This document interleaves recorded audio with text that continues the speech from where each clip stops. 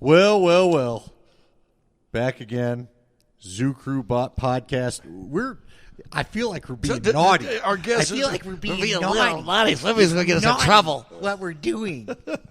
So Zoo Crew redo, and this are like our first kind of Zoo Crew guest. Yeah. Oh, hey, man. Who was a Zoo Crew member? Can I just say this sort of upped the level of the Zoo Crew who we're about to have on, right? Yeah. Star. I'm going to be serious about man, I'm going to get in trouble for this, but I don't care. Whatever. Hey, someone can just shoot me. Are we going to go 20 or 30 minutes before we introduce Mark? Yeah. Hopefully you know the voice. Hey, the voice on the box speaking to you from the fridge of the stinking good green chili. It's our buddy Mark Schlereth. When he first came on, how much fun did we have doing radio that fall? I know, look, you and Dave always had fun, but it's hard to do a show when we all know your partner takes off. Well, that's how I got started. You couldn't seem to keep a damn commitment to your radio show, could you? So, but for him to come along, and we got him on, you weren't even technically retired when you joined the Zoo Crew. No, I was hurt. I had told Mike Shan. So my last year was 2000 of playing, and I got hurt the very first day of camp.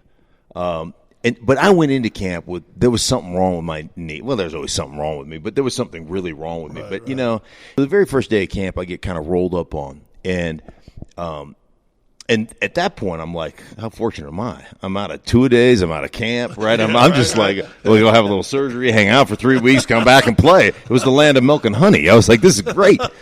But anyhow, they went into my knee, and I had this ginormous knob that had grown calcified on the inside of my knee, in the back of my knee that was about the size of my thumb. Wow. So when I got my knee smashed it into the bone and bruised the bone really bad.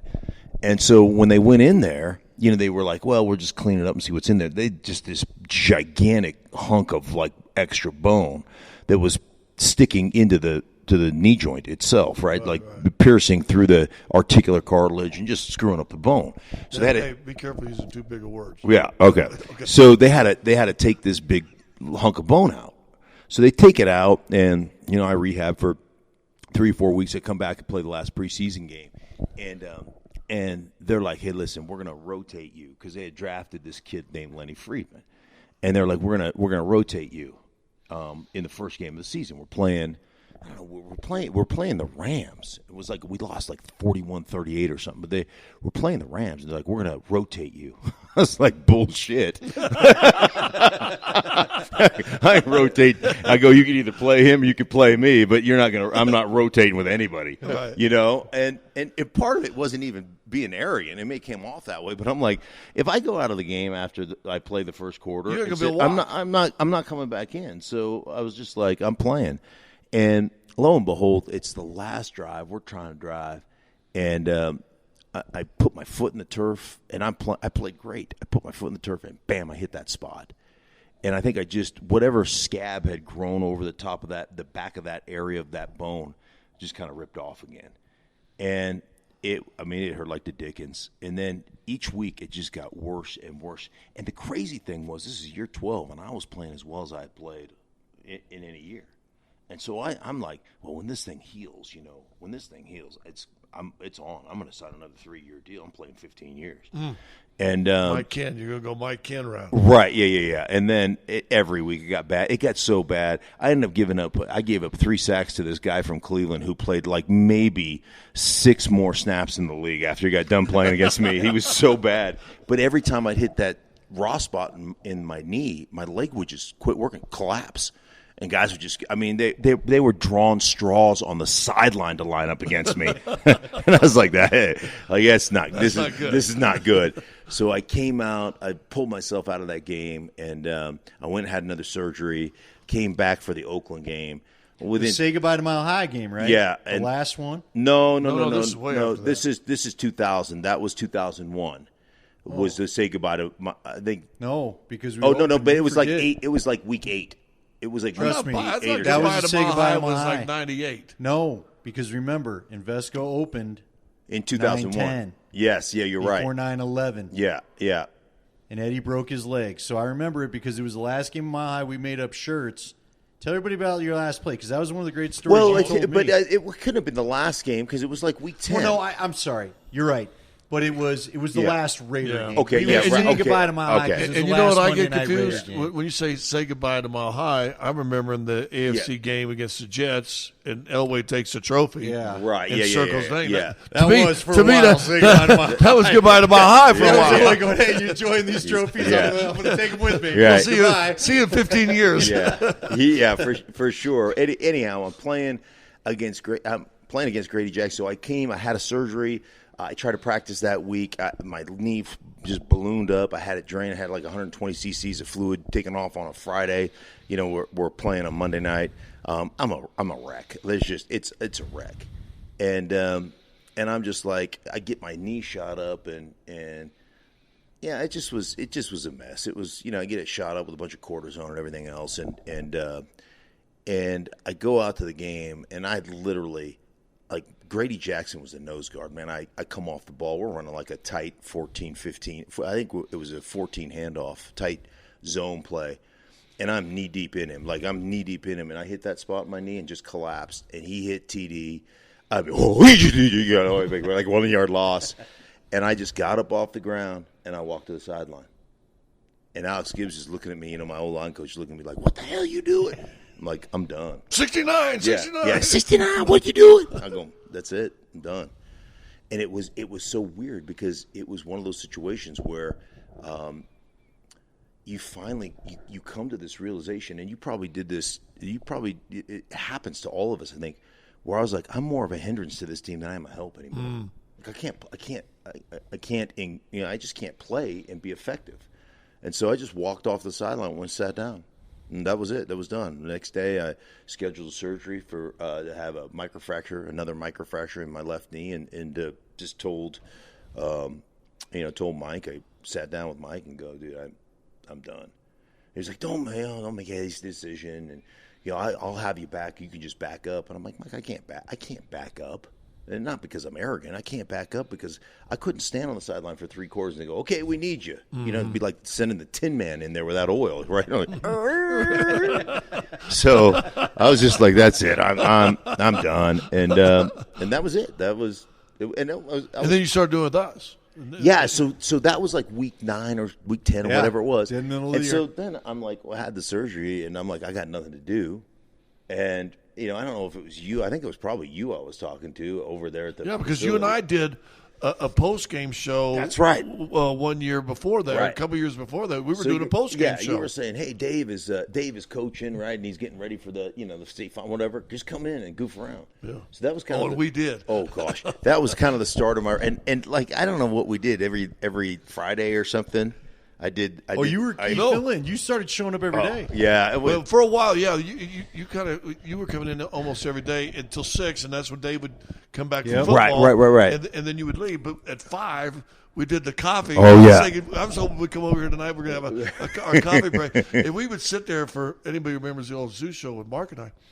We would sit there and literally for 5 or 6 minutes just sip coffee and say, "Ooh, this is good. This is really good." And that was the whole. That was like the whole bit. Yeah, the whole bit. And we were literally split the segment, so it'd be an 8-minute segment. 4 of it would just be Scott and I go, "This coffee's delicious." And we were kind of imitating the NPR girls from Saturday Night Live, so it was kind of a mix of that. And we go, "This is good." And dude, everybody back in the Ashley and those guys, they're all cracking up. We're just good coffee. It was so stupid because I think everybody just felt like eventually these idiots are going to talk about something, right? And they're just sitting there driving home going, are they not going to talk about anything? They're just going 5 o'clock, right? It's like in drive time. It's like the monster hour, right? And they're just like, I guess they're just not. They're just going to drink coffee and not say anything. Yeah, for at least 5 minutes. It was fun. Man. Of everything people remember, guys remember Chick McGillicuddy or something to that effect. Every female listener ever brings up coffee break or coffee talk is what they'll call it for you guys. It was a big hit with the ladies. I don't know what you had going on. Well, I mean, look at us. Yeah. But they couldn't. I mean, look at there was no Twitch. I know. There's none of the crap we're doing now. Zoom, no Zoom. It was you guys in a darkened studio. I think you had your feet up on that desk. Oh, yeah, for sure. Think about, and I'm being serious now. I mean, you've done some amazing stuff broadcast. I mean, you've worked for the 4-Letter Network and been in studio with all the big wigs. You're calling games now at Fox, I believe, right? Mm-hmm. You're doing all the... Dude, and it kind of started because you got hurt. You're filling in on a little radio show. And then you got your own radio show after that, I think. And, I mean, it all started, what was it, 15 years ago? More than that, 20. It was 2000. Well, that's true. That was 21. Thinking I was doing radio 21 years ago. Yeah. Oh, damn, I'm old. That's it. I mean, it is. It's interesting, Scotty, because I always, like you travel around, you do some corporate speaking, you do some things, and it's amazing if you take a step back, because like life is hard, man. Yeah. There's a lot of things that go on that you don't plan for your life, right? Mm-hmm. And what's the joke? You want to make God laugh? Tell him what your plans are. Right? Yeah, exactly. And I always tell people, man, it's amazing when you just take a step back and kind of change your perspective, change the lens, open the aperture with which you look through. And I call it having a God's eye lens. And, there's been several things that happened to me.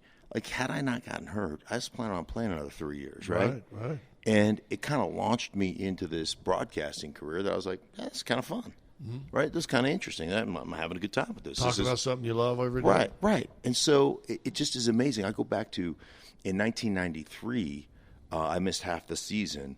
I got really sick with something called Guillain-Barré syndrome. Guillain-Barré syndrome. Well, however you say it, I don't know. GBS. That's the easiest way to say it. And so I lost all the feeling in my arms and legs for the better part of 6 months. I mean, I was really, really sick. And it was a really interesting time. The first couple 2-3 months, man. I mean, if I walked downstairs, I had to go back up to take a nap for 3 hours. I mean, had no feeling in my arms and legs. I mean, I was just a wreck. Lost 50 pounds, 60 pounds, not intentionally. It's just bad. But one of the things I started doing was I started making my kids lunches. And so it's like I can do one thing, right?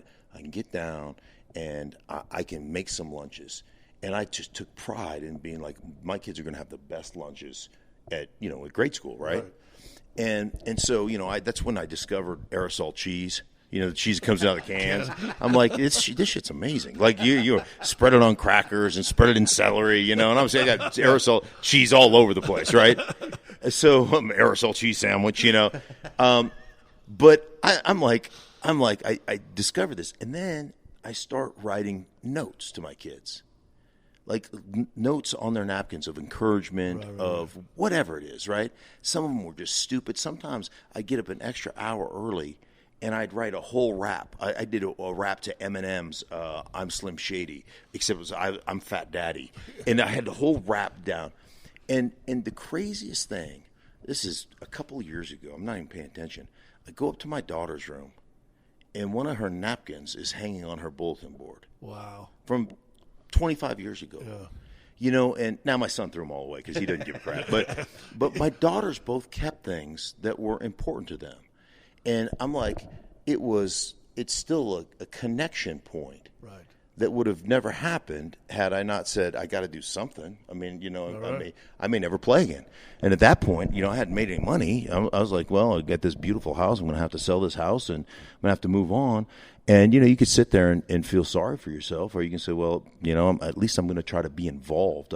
One of the things I've always been, if nothing else, that, and I'm not proud about much, but one thing my wife and I did very early is we decided we're not outsourcing the raising of our kids. We're going to raise our kids. And it's the one thing that I look at now, and, we're such a tight-knit group. I mean, now you got grandkids, and you're probably seeing the same thing right forward, right? Oh, yeah. Well, I mean, with the grandkids, that's like grandkids and grandparents get along so well because they have a common enemy, the parent. So I am I'm just crushing. That, right? Oh, I'm crushing my son. He hates my guts. He's at one point he goes, dude, Dad, come here. This is a couple of months ago. He said, come here. I'm like, what?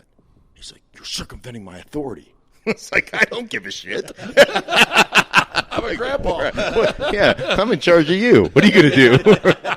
Plus, I'm way bigger than you. Hey, run that up the chain and see where that goes. Oh, shoot. Hey, another reason we want to get Mark on, because I was just thinking about the sweatshirt he's wearing, that stinking green chili. Good green chili, yeah. We want him to sponsor. We need a sponsor for the podcast. Hey, we have a business opportunity for you when this is done recording. I need a sponsor for mine. Who are you kidding? Yeah, shoot. Hey, go back, and obviously we're that 2-week grace period before the Super Bowl starts, and Tom Brady again, obviously, and Mahomes. We'll get into that game a little bit.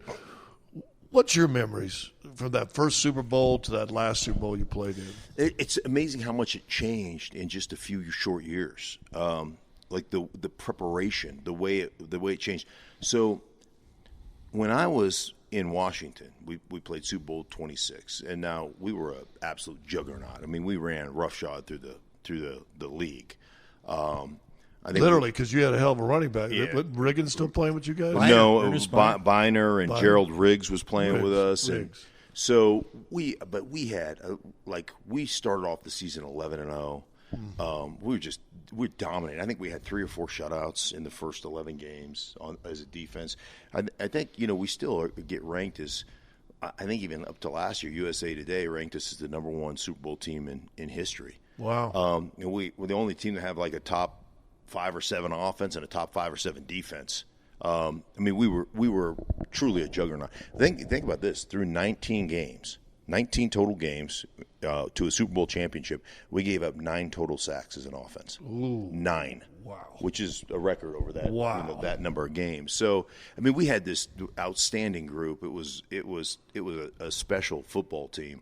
But we beat the snot out of one another during practice and stuff.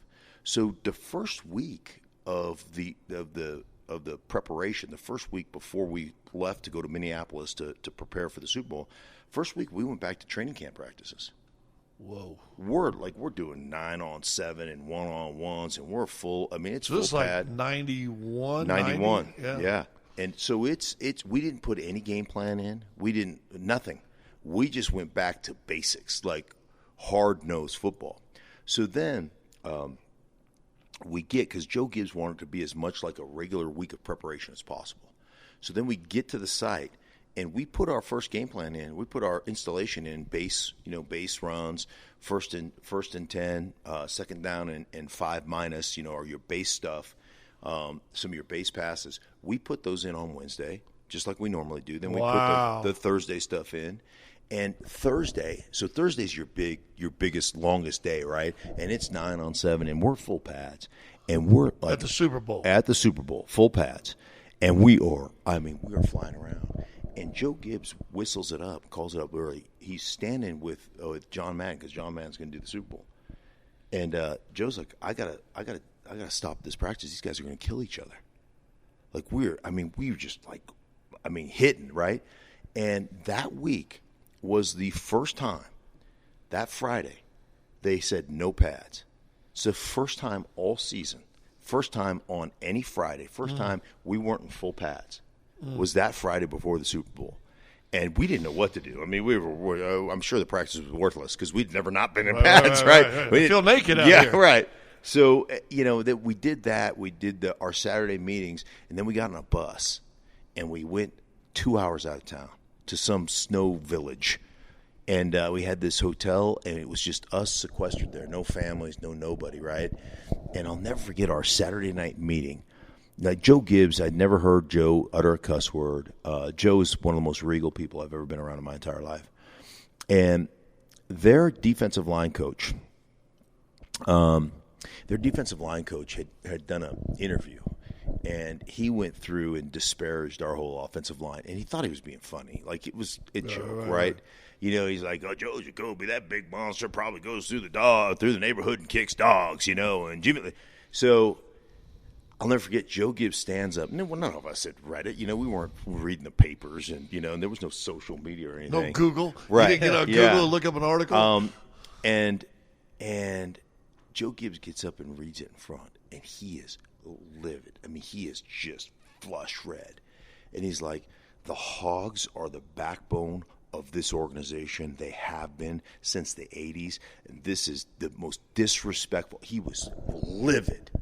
And you're just like, I do believe we're going to open a can of whoop ass.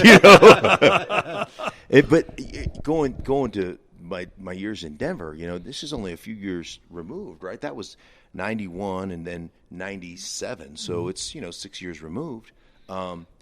We did the whole game plan. We would go, the week before we did the whole game plan. We installed it Wednesday, Thursday, Friday, just like we would normally do it. And then I think we got on a plane on Sunday. Yeah. And flew out. And then we reinstalled it Wednesday, Thursday, Friday. And it was interesting because, you were so dialed into what the game plan was. And those Friday practices, normally about an hour and a half or so, they were an hour long. Not a ball hit the ground. I mean, it was just like so fast, just bam, bam, bam, bam, bam, bam, bam. And you had a great sense of what you were going to be able to accomplish. Like going into that Washington Buffalo game, like we were what we were. We're gonna smash mouth you to death. We're gonna run our counter game and we're gonna run our play action with our 7-man protections, and our tight ends caught 12 balls a year. Ooh, that's a big game. Or a big year. Kelsey would have struggled on that right? offense. Yeah. So they were literally fullbacks, and they were extra offensive tackles. Donnie Warren and Ron Middleton and those guys. So that was just kind of how we operated. But you knew what you were going to get into, right? You knew we're running 40-50 guts, 60-70 outside, and we're running counter. It was literally. It wasn't like Buffalo didn't have a defense. No, they had a great defense. Yeah. But we had the Globo Gym. Kind of we're better than you, and we know it. And that's just how we operated. In going into Green Bay, like we knew as a member of the Broncos, we knew we could run on anybody. One of the interesting things that happened is the year before we went up to Green Bay and got our ass kicked. Yeah, I remember. It was like 40-something to 7 or something. But we brought our JV team out. Like it was hardly anybody played. No, yeah. I was a week removed. I had knee surgery the week before. Gary Zimmerman had a shoulder surgery. He was out. So Jamie Brown started next to me. I think Tommy Nalen played. I think somebody else on the offensive line was out. Aaron Craver started at tailback. TD was out. John didn't play. Bill Musgrave started. Mm-hmm. And we had a bunch of guys on defense out. You know how I remember that game? Because for me, who was doing color for the radio then, it's my first trip in Lambeau. So, I feel like I'm going to St. Peter's, right? I think I'm going into Cathedral. And then also you do the game, and it was like, really? Right. Really? Well, it's funny because the first time I played, that was the first game I played in Green Bay. Oh, wow. So, I'm year whatever, 8, 9, whatever. It's the first time I played in Green Bay. And I played in there in the preseason, but we had played at Camp Randall, where University of Wisconsin plays. So I never got into Lambeau. And I never forget because you come out of the locker room and you walk down this flight of stairs. And at the bottom of the stairs, they had this plywood kind of tunnel that they had constructed. And so it's probably 15 yards long. And so you get down to the bottom of the stairs, and you're like, it's cold, but you're like, it's not that bad. Like, it's not going to be bad. It's not bad. Yeah. And then you walk down the tunnel, and you're like, yeah, it's all right. It's all right. It's all right. And then you walk out from that tunnel where you're not protected by the, from the wind. And it's like somebody punched you right in the face. It's like, oh, shit, it's going to be cold. So we're in the middle of that game. And I broke my helmet. I hit somebody and snapped my helmet. So it's just kind of, the face mask is dangling around, hitting me, right? So I yank it off. Now, I'm in the middle of a drive, right? So I just chuck it to the sideline. Go, give me a helmet. So Ralph Tam, who's standing on the sideline there, and he's just been standing there for, who's a quarter funny and a half. guy now. Yeah, but quarter and a half. So he throws me his helmet. First off, it's like putting on an ice cube, right? It's completely frozen. The helmet's completely, and then he's got this size 8 head, so it's just like this bobble. So, hey, safety first, right? This thing it doesn't even come close to fit. And so I got to take like 3 or 4 snaps with this helmet that doesn't fit. It's just lopping around all over the place. And then until they fixed my helmet, they threw it back in, and that was another ice brick that I had to put on my head because, they're over there working on the sideline, Doug West and those guys. But that game, that's what they thought we were. and we come into the Super Bowl, and there was just a feeling of arrogance. We're small and they're big and they're good and we suck, and that, and it's like they have no idea. And one of the things that happened in that game, pre-snap, before we kicked off, was they chose, and it's first off, when you play in a cold weather city like Denver or like Green Bay, all the offense and defensive linemen are fat and out of shape by the time Super Bowl rolls around. Right, you've been in the cold. Your practices have slowed down. You're eating big lunches. And nobody's really in shape at that point, right? I mean, the receivers still got to be in shape because they got to run, but the rest of us have just put on a winter layer, right? So we're in San Diego, and it's it's hot. Comparatively, it's like 78 at kickoff, right? And they had a rotational defensive lineman that special teams player and whatever. They chose not to dress. And Alex Gibbs was just like in the locker room going, sons of bitches.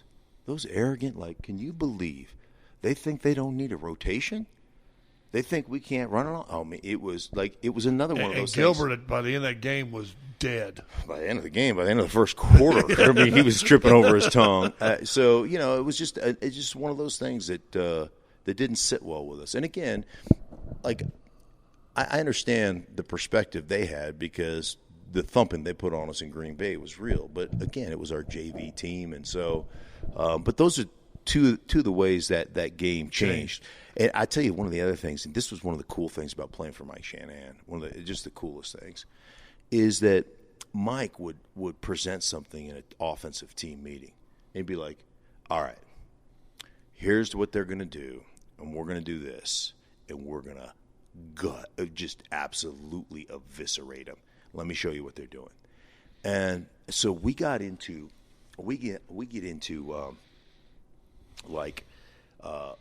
strong right slot. So we got a tight end on the right side, fullback, tailback, right? We're the weak right, strong right. And then a slot is the Z receiver. Eddie Mack comes in and plays the slot. And Rod Smith is out at the X, right? So that's a slot formation. So it's, whether it's I right or strong right slot. Okay, that's what we're in. So anytime they get in slot, one of the things they would do was Brian Williams was their outside linebacker. Brian Williams would just start to edge out a little bit. He'd just get width. I'd call it getting a 1-by-1. Where you're supposed to be lined up and where you're lined up are two different places, right? And it's subtle. Brian Williams is the guy that Ed McCaffrey, I think, flat-backed and then pointed at. You're correct, right? You're correct. So he would actually, they were running what he was 225-pound, could run like the wind linebacker, maybe 230. But so he would actually he would extend himself a yard deeper and a yard wider. And then Leroy Butler would roll down late at the snap, and he would actually become the will linebacker, and Williams would actually be playing safety. So he would get width to try to take away any slant from Eddie McCaffrey in the slot. And so that's just a basic exchange. And Mike is like, every time they get in this, every time we get in this, they're going to get in this. And then we're going to ignore Brian Williams. Eddie Mack, you got him. You got to cut him off. And Stink, we're going to run 18 handoff.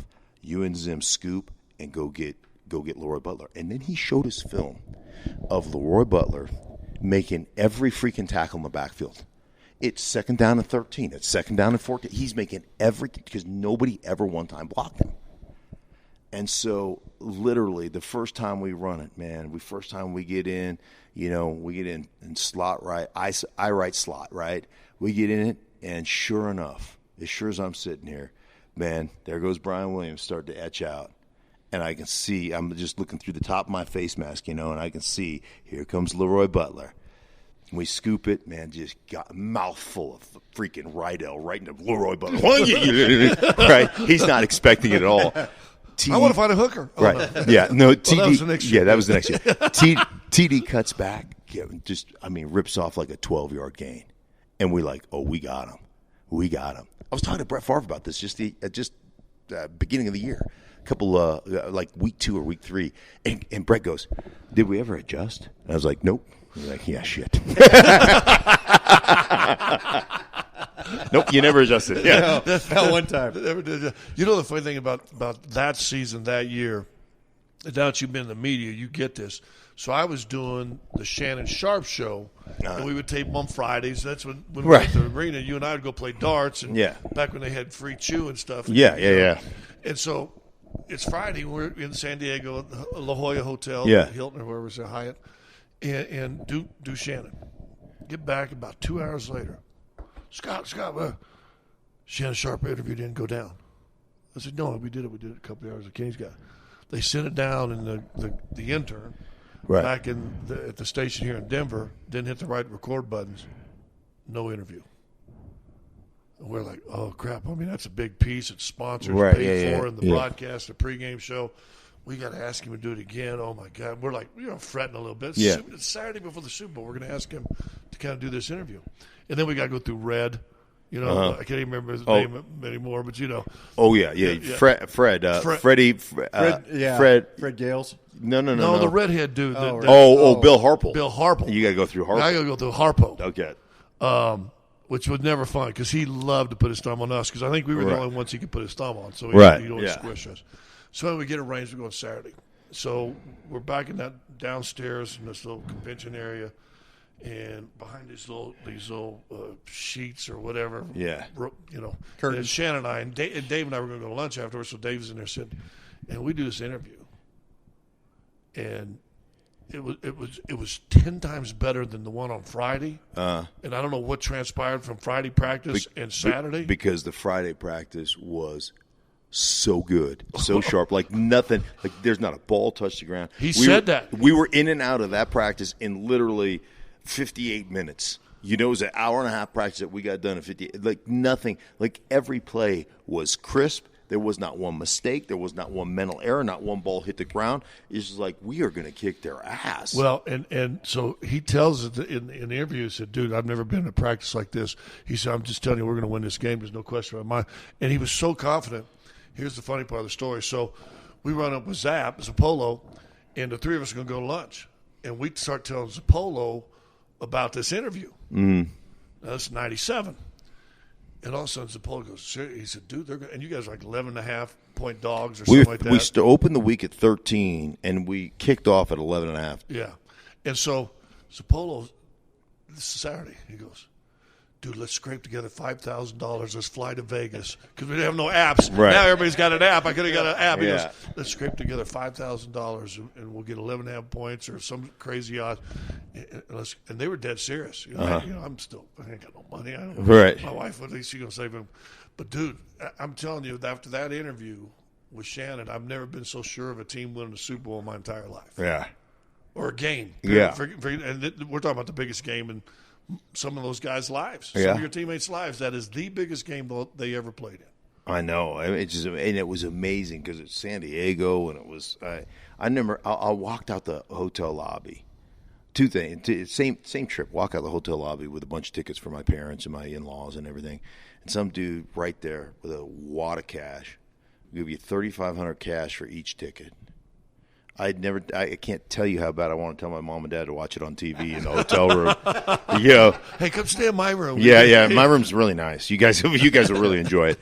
But we didn't, obviously. The other thing that was funny is I come back into the hotel from delivering the tickets, and it's the Disney people are there, and they want you as we're walking through the lobby. They're like, hey, can we talk to you?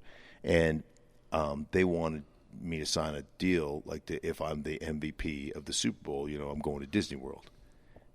Like, are you get out of here? Guard. Get out of here, right? But it was just funny to me. I'm like, I didn't sign it. I'm like, I'm not signing that stupid thing, right? But then I thought about it. And I thought about it afterwards, and I was like, shoot, we play. I mean, obviously, TD deserved to be the coming back from that, coming back from the migraine and everything, but. You think about it and go, shoot, what? I mean, Tony Jones was awesome. He shut out. He just absolutely stoned Reggie White, who the year before had 3 sacks, So Anyhow, but I just thought it was funny. I was like, how random is you walking through the hotel? Go, hey, if you're a Disney player of the game, you go, we're going to Disney World. I'm like, get out of here. I'm not going to Disney. I'm not going to Disney. And then you end up working for Disney later on. Yeah, right. They always held it against you in the contract negotiations. Probably. Right. Hey, just real quick on the stories, because you are talking about. Nate and I got on this on the show the other day. Famous offensive lines, like you get these famous squads together, and it came up because of the no-fly zone. And Keith was getting everybody together for his podcast, and I mean, how many O-lines had their own commercial? I remember, wasn't it the next year where you guys had your commercial to run with the Bulls? And then you told me none of you guys were in the commercial, right? No, how'd that all go down? It was like a most favored nations clause, it's a contract term where they use your likeness and everybody gets the same amount of money. And it's not much. Although I did do a Campbell Soup commercial with TD, in Toronto, and that was fun. But yeah, I played on probably two groups that were at the time the two most famous O lines in the NFL. I mean, I shouldn't say that because the Chicago Bears in their run, they had the Blues Brothers, right, and cool. the Hilge, and they had Keith Van Note or Van Horn or whatever his name was, and they had some really good players, real famous. Yeah. Well, I mean, one dude went into wrestling, right? Yeah. Well, he was on the D line, Mongo, Steve McMichael. Yeah. But yeah, they had Tom Thayer was a part of that O line. Don't question me.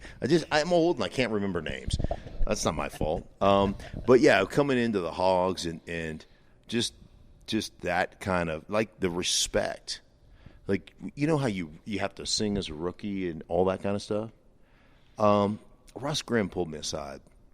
This is my first day of camp. He goes, "Hey, by the way, come here. You're a member. You're part of us now." And he goes, "You don't sing for anybody except me. You understand me?" And I go, "Yes, sir." I'm like, "Yeah, sure." And he goes, and I never come to dinner because I'm always out drinking. So he goes, "You're probably never going to have to sing." And so I'm like, "All right, sounds fair to me, right?" So literally, I'm in the cafeteria. We're in Carlisle, Pennsylvania. And this just goes to show you the respect the Hogs had. Monty Coleman. I love Monty Coleman, one of my dear friends. Monty Coleman, at that time, is a 10-year veteran linebacker who's a special teams phenom, and he is 6'3" and chiseled from a piece of granite. I mean, 245 and not an ounce of fat on him. I mean, he is the perfect Adonis-looking dude, right? Right. Monty Coleman, ding, ding, ding, ding, ding, ding, ding. Hey, Rook, get up, sing. So I stand up, and I said, Russ said I couldn't sing unless Russ is here. And Monty stands up from his table, and he looks over. He looks through the cafeteria. He goes, "Okay, sit down." So I sat down. I never sang. I never did the rookie skit. I never did anything because Russ was like, "No, you're not allowed to do it unless I'm there." And he did. He went to the fireside. We went to the fireside every night after practice. So they would go to the fireside as soon as practice was over. It was a bar, and they would just drink beer and tell meetings. It's every night. That's. And then they go to meetings a little cooked. Oh yeah, and then they'd get out and they'd play cards till 3 a.m. drinking. And then yeah, it's a little different than nowadays. Oh, dude. With this is the shakes. day we found out about the TB12 diet, and people are going to try it with. I didn't even know there was such a thing as Himalayan pink salt. Are you hip to this? Yeah. I had no idea. I was today old when I learned about that, and you're telling me about drinking beer and playing cards. Dude, I saw him throw up and throw up on the field and eat a little hunk of hot dog out of his throw up. He's like, "Hey, look at that! It's still in there."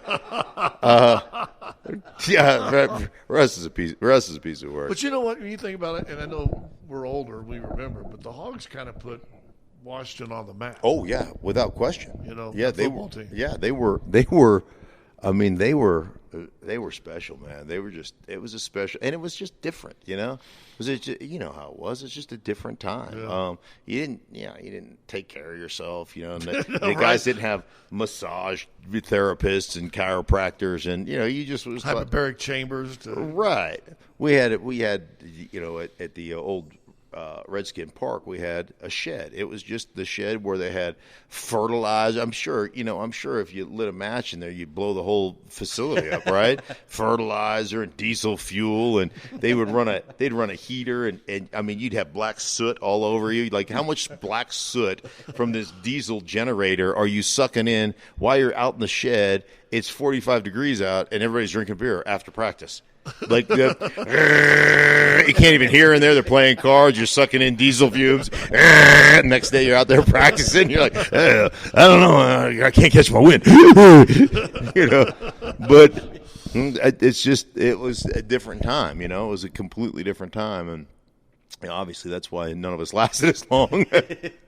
Well, okay, so because look, if people want to hear the football opinions, with all due respect to what you came in here with, tune into the radio for everybody. Yeah, you know what I mean? Yeah. I love hearing the stories, but you two are old school. Is there something missing in the bond? I mean, you tell us about you being guys rookies and having to carry bags and this, that, the other, and is the bonding part of this thing missing? Is everybody in modern sports? Listen, are we getting too much into the locker room CEOs, as they call them? Or? To me, there's one thing carrying bags and doing stuff like this. I remember before they had charter flights, we're going through an airport, and Chuck Robinson goes, "Rook, grab my bag." And he used to have he was 6'9", 240, power forward, led the ABA in rebounding 1 year, just strong as a bull. Name was Truck. I mean, for a basketball player, your nickname's Truck. Right. Probably a pretty strong guy. But he had this diamond pinky ring with like 12 diamonds, like each one about a half carat. So, see that? That one's you. I got each one for all my rooks for every year of the league. He goes, "This was you. You got my bag." And I didn't know anything about it back then. Right. 1982. I didn't know anything about that. So next thing I know, I'm just pulling his bag, and he actually had wheels on it, which is kind of crazy for back then, I think. Right. I'm pulling. I look up. He's getting a beer and a hot dog or something. I go, "Truck, here's your bag." He goes, "I know. I'll meet you at the gate." I went, "Oh, I get it." Right. Well, I didn't throw a fit or just leave it down there beside him, or you took it. But I do think some of the hazing probably got stupid. Some of the cutting the haircuts and doing all the I hate the haircut thing. Man, whatever.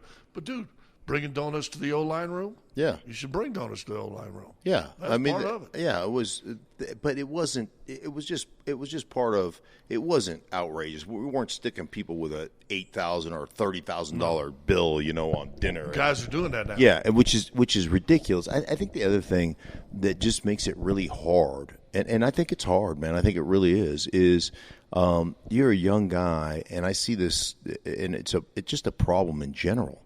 Is you're so busy trying to get likes on Instagram. You're so busy trying to build a brand as opposed to building your career, and that is kind of that's a form of communication or a form of being accepted and being liked and being and all that stuff that is completely hollow. It's completely empty. It doesn't mean jack, and I'm thankful I didn't have to grow up with it because I think it's tough. I think it affects kids. I always try to tell you this: name me a great player, that puts the time in the weight room, in the study, in the film, and putting all the time in to be a pro, and doing his craft and becomes a great player. Doesn't have it all anyway. Now, someone will piss it away, and someone will do that. But all the opportunities are going to be in front of you anyway. And you may not have had one Instagram page. Right. Because if you can play, guess what? They find you. Yeah. People are going to find you. Yeah. Yeah. It's hard. I say it all the time, and I think it's why there's so many teams that are so inconsistent and not good. Because I think in today's kind of NFL or in today's professional leagues, I think guys think they're working hard. I think they think they're making sacrifices. I think they think they're preparing. One of the things I talk to coaches all the time, and I've had the opportunity, I've got a lot of great relationships with guys that coach or guys that are GMs and all that kind of stuff. But one of the things I've been able to do is, do some consulting for different teams. And it's interesting. I said, it's really hard, especially playing offensive line. One, you don't get a practice, right? You don't get to hit each other. You got to be able to do that to really kind of understand, like, what those fits feel like and how you got to do some full speed stuff.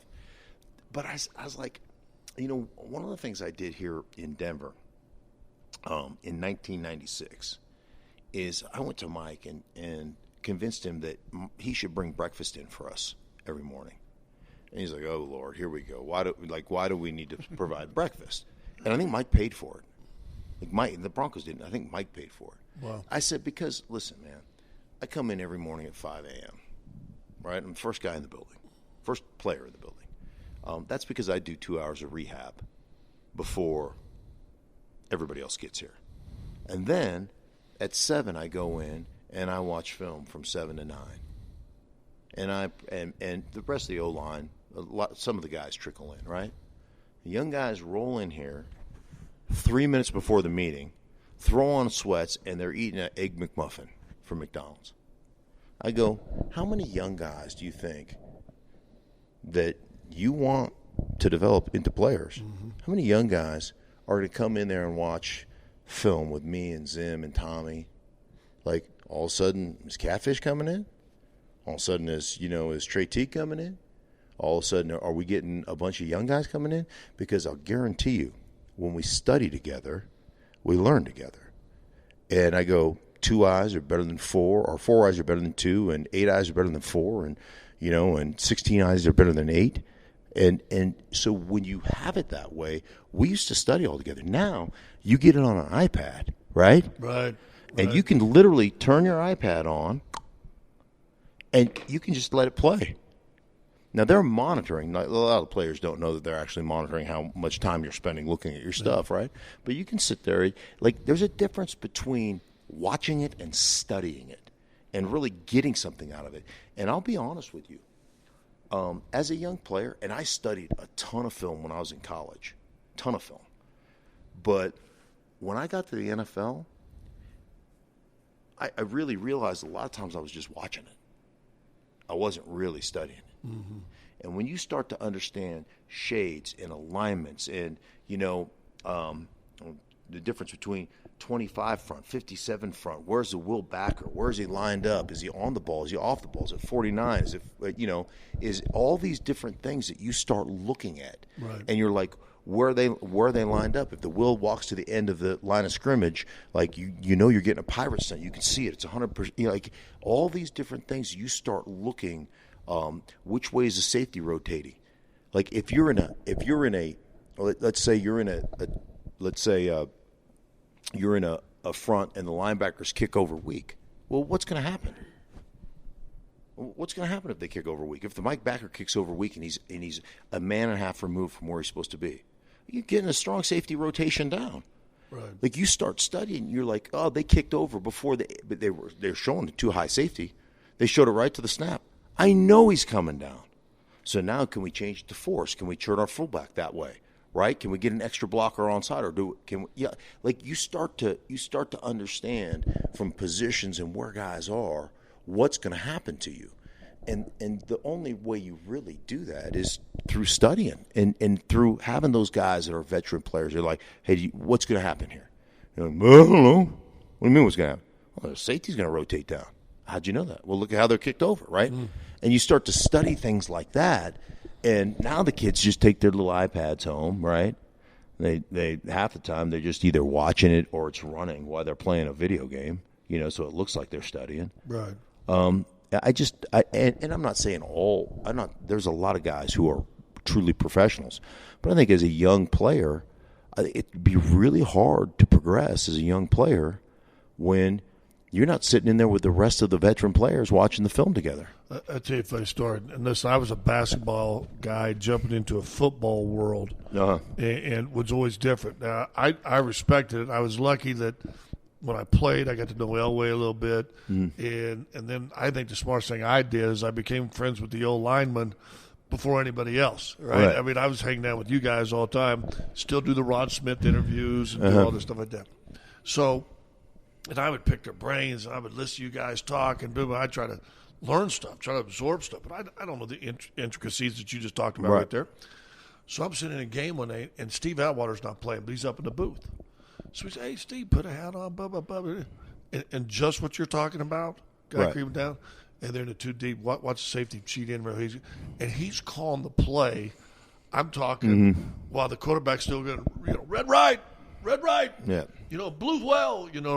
He's a bunch of safety. He's already coming down. It's too deep. They're going to swing the cornerback over and do nothing. So now I get to start watching this through his eyes, and I'm like going, dude, I don't know dick about this game. Right. I mean, it was like, it blew me away. It's what's interesting is it is so simple, and yet it's so complex at the same time. There's an oxymoron to it, and when you start thinking about, like I was doing a Giants game, and the Giants are the most multiple team I've watched on the back end, and that's the hardest thing I still struggle with is trying to decide and decipher coverage. If I look at it 6 times, I can tell you what it is, right? I might have to rewind it 6 times, and so one of the things I work on consistently right now is formations. I work on a ton of formations, motions, formations, what you're trying to get into, what that exposes of the defense and all that kind of stuff. And then I try to, how fast can I recognize what a coverage is? And it was really interesting. So I'm talking to, I think it's Patrick Graham as the defense coordinator for the Giants. Fascinating. It was just a really fun guy Isn't to it talk fun to. talking sports with guys that wouldn't... Yeah.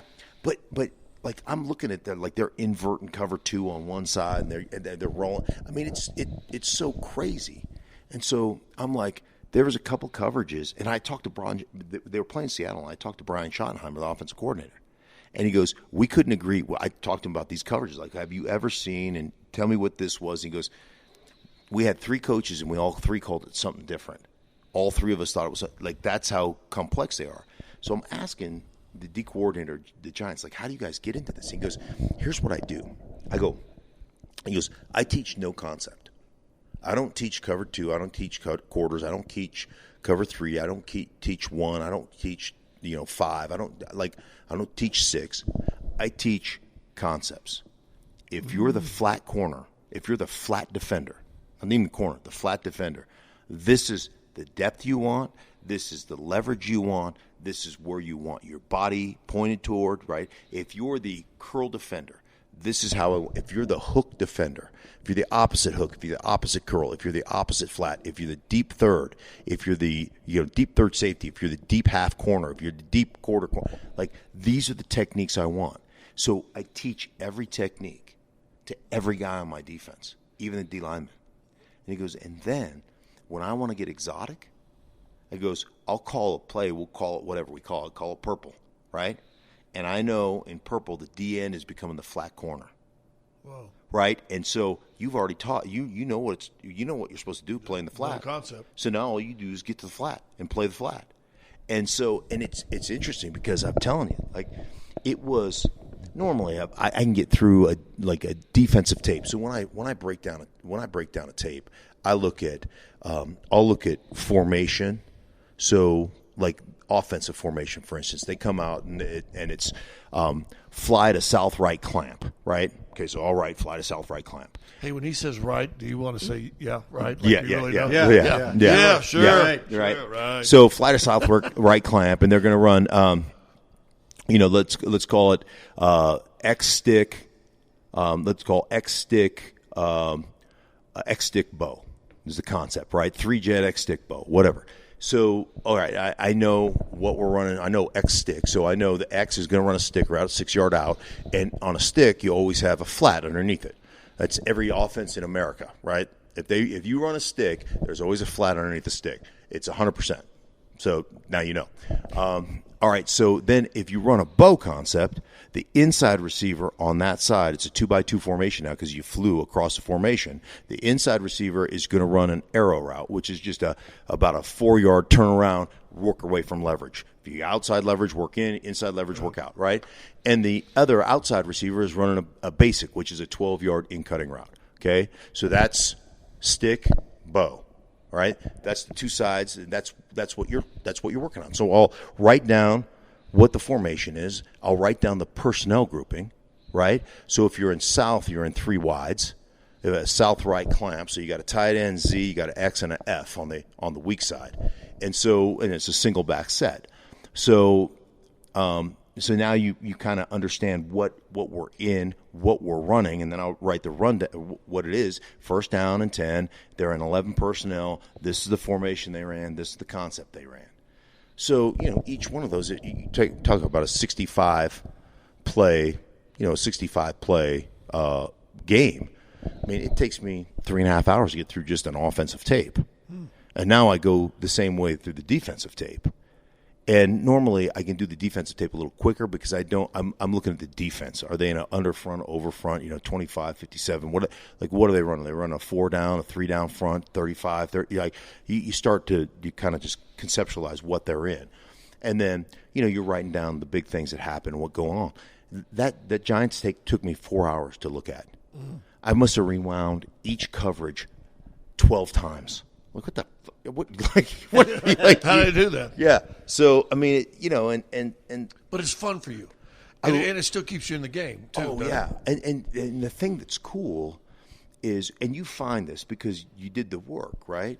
You find that when I go in to talk to a coach, and I can say, "Hey man, what you guys ran, like the way you guys got into West out of 12 personnel, West slot."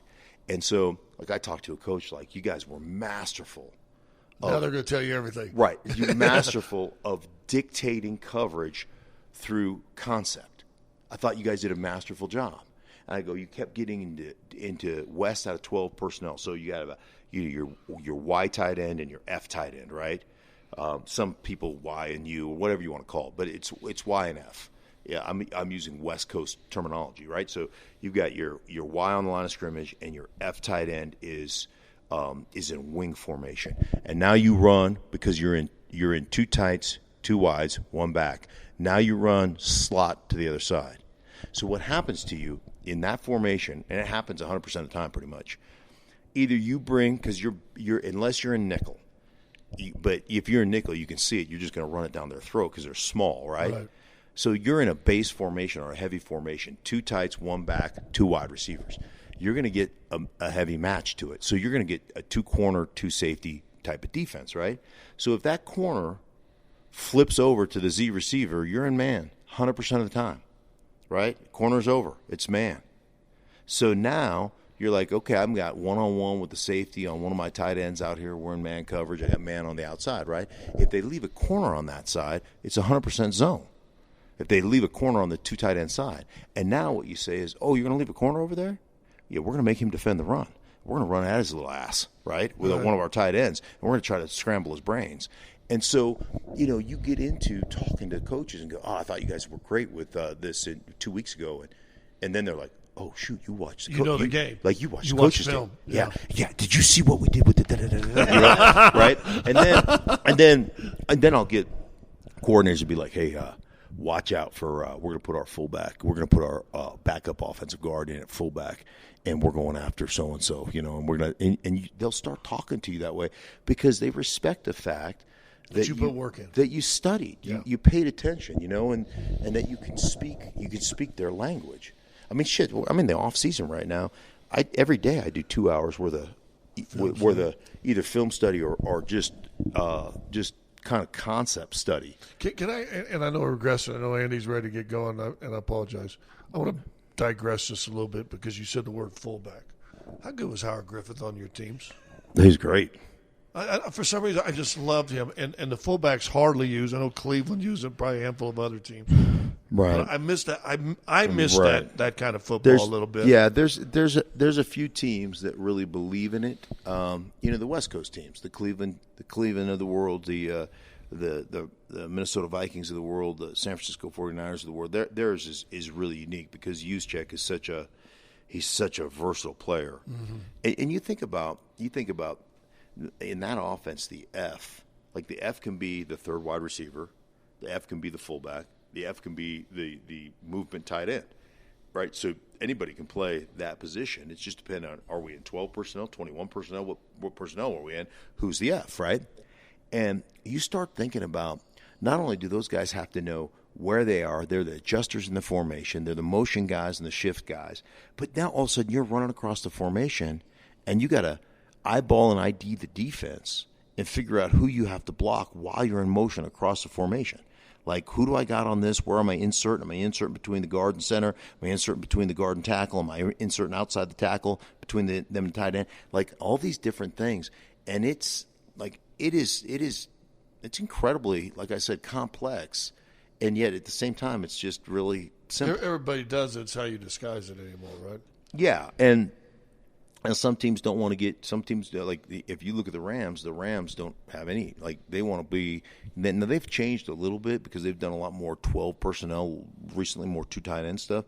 But because the quarterback stinks. What 2 years ago, they were in 11, so 3 wide receivers, 98-point-something% of the time. The only time they weren't in 11, get this, goal line, a couple short yardage plays, and kneel downs. Wow. They literally had 26 plays that weren't in 11 personnel, and that's the year they went to the Super Bowl. It seemed like a couple Broncos coaches tried to keep that 11 personnel. Yeah, and the quarterback just kept getting hammered every single. The issue with that is your quarterback should probably understand who's hot, who's not. Yeah, right. Especially now. Who the guys have blocked, who they don't have blocked. Can I ask you, since I wish we did this on tape because now you got your eyes got big on me. Yeah. And listen, you and I are brothers. We go back a long time, right? And I asked this on my radio show. One word, just one answer. No, I don't need a speech. Can he play or can't he play? Can't. Thank you. Okay, right. Yeah. Listen, here. It's funny. I described it this way today. I was like, I know that people get enamored because he makes a splash play. That's great. Problem is, he makes a splash play. Like, I call them flash plays. Guy flashes on tape. Right. Like, oh, shoot, rewind that. He'll make a couple of those. Unfortunately, he'll make more that are negative splash plays or negative flash plays. But the real issue is, for me, is you don't produce in normal situations. The 75 or the 70% of the time when we're on schedule, you don't produce on schedule. So you'll make a flash play off schedule. Things break down, you scramble around, you scramble for 13 yards, or you throw one across your body and it's a big-time throw, and people go, wow, he's got big-time arm talent. I'm like, I need you to, on first down, to complete that flat that gets me 6 yards. Right. And now we're in 2nd down and 4, and we hand it off, and we're 3rd down and 2, and now we ran now we run like a pin flat combination with a slant, and we throw it to the flat, and he gets the 2 yards, and now we're back in 1st down. I need you during the 75 or 70% of the time that we're on schedule to be on schedule. Right. And unfortunately for him, it's 1st down and he throws an errant ball, or he doesn't know that he's not protected here, and he takes a mouthful, or just stuff like that. They went for a while earlier this year, and when Lindsey was starting, they would run him on 1st down every single time. And I started counting the box. Listen, I'm not an expert. I'm like going, there's 8 dudes. Yeah. They need to change this play. And they're going and there's Lindsey, and that means they're going to run it. Then it's 2nd and 11, 2nd or 12, and, Lindsey's out, and then here we go. That's punt, 3 downs. Yeah, I just, it doesn't mean that he can't become better, and it doesn't mean that he can't. I think one of the things, and he, I did enough Bronco games to talk to him. He's like, we had 7-man protections in college. We didn't change our protection. We ran 2-man deep routes, and, we had an outlet. And Go look at the record of Missouri in the SEC. Well, yeah. But, he's just chucking it deep. He wasn't responsible for anything. And now you get, you got to put your big boy pants on, and we got to actually know what the defense is, and we got to know what the, what leverage they're playing, and we got to know what blitzes can come out of this. And, there's a lot from the neck up to know. And well, you already broke it down, but I'm going to still watch on Twitter as people say you don't know what you're talking about. Well, yeah. You don't know anything. Trust me, I get that all the time. So because somebody looked at Pro Football Focus. Yeah, they got the rating on Pro Football Focus, so they must know. Why are the coaches in this week? Why are the coaches going over the rosters? Can't they just look at Pro Football Focus and find out who's good and who's not good? Just check a list. Yeah. Final thing for you. Do you regret walking into that KOA studio 20-some years ago, sending you down this path? No. Hey, man, listen, man, that's still to this day. I mean, I love what I get to do, and I'm passionate. Like my dad told me when I was a little kid, find something you love to do, and you'll never have to go to work. Shoot, I just turned 55, man. I ain't worked a day in my life. That's awesome. I played football, and now I talk about football. You know, it's like stealing. Don't tell my employer that. But the bottom line is no. I mean, it's been great, and great. Like I love. Like I'll leave you with this thought. I love being part of a team. It's kind of what you miss most when you retire than anything else, right?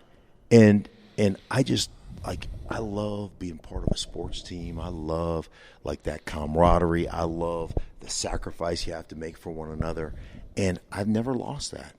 I walked out of the NFL and I walked right into the radio booth with our little team of, just misfits. You and Scotty and you, Andy, and Patrick and freaking Ashley Sarensen and a bunch of idiots, and it was like this is perfect, and I tell you, I had a new producer, a new crew this year with Fox for TV, and dude, it is. I mean, my producer and I are best of friends. I mean, we're grinding. I send these guys on Mondays and Tuesdays. I send them cut up tapes. I take 25 plays every week. 5 offense, 5 defense, 5 offense, 5 defense, and a couple others. And I cut them up and I diagram them. I show everything. I've got a little telestrator on my Exos Thundercloud system. And I'm like, hey guys, we got to look for this. We got to look for this. Look, when they get into this formation, this is what's coming. Like, and and we have this tutorial, and everybody watches the tapes, and everybody comments on them, and like we're just tight. And I think about like just the way we are connected, the way team works. And I say this all the time. Like Jesus started his ministry at 33 years old. What's the first thing he did?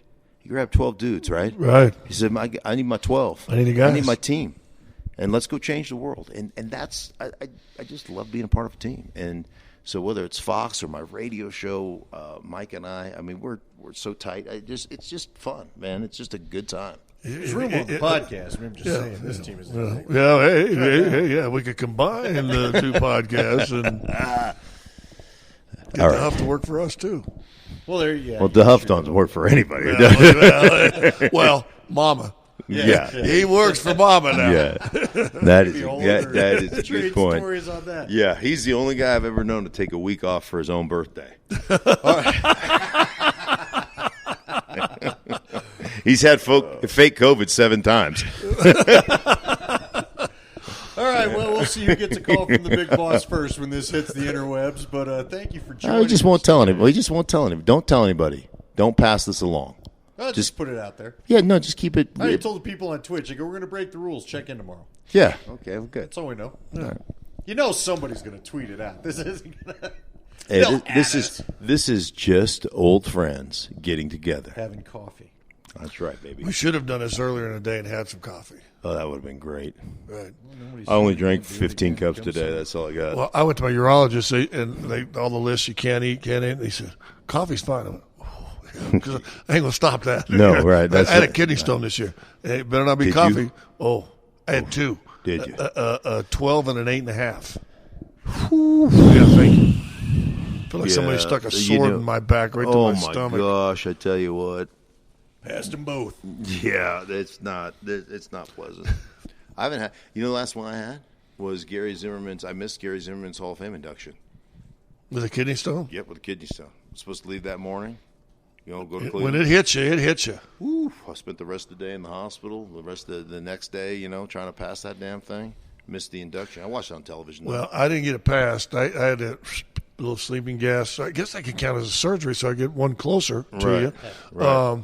But the best thing about it, and then they put a stent in the urethra all the way up to the kidney for like 2 weeks to make sure that the thing doesn't collapse and all that stuff.